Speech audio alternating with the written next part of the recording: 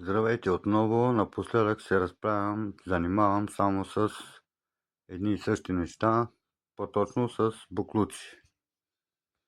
Но понеже ми помолиха да отразя и този случай, нямаше как да го пропусна.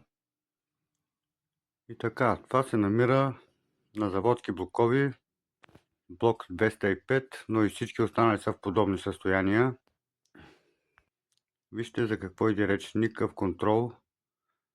По принцип трябва да се минава през ето тук. Това е входът на блока. Погледнете за какво става въпрос.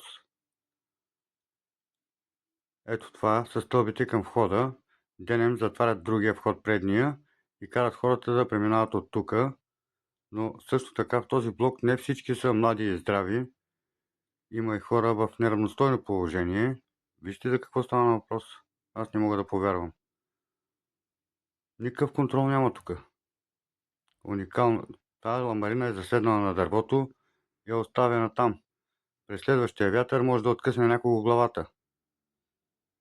Моля компетентните органи за контрол на труда, надзора по-точно, да минат да си свършат работата, или от общината да минат и да напишат едни сериозни актове, тъкмо ще напълнат хазната. Вижте каква камара. Хората казват, че са от месеци там. И не е това единственото. Има и други неща, които са направили на хората, като кражби, искане на почерпки. Гледайте, контейнера е пълен от 2 месеца също. Дори не са се обадили на общината да си го приберат. Всичко е уникално пред блока.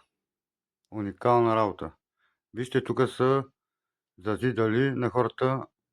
Ето, показвам ви един блок, който също се санира. Ето, това е площадка работна.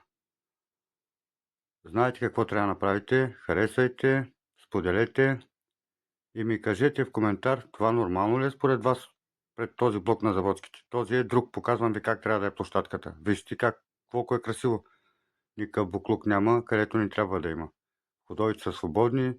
Всичко е много красиво. Благодаря.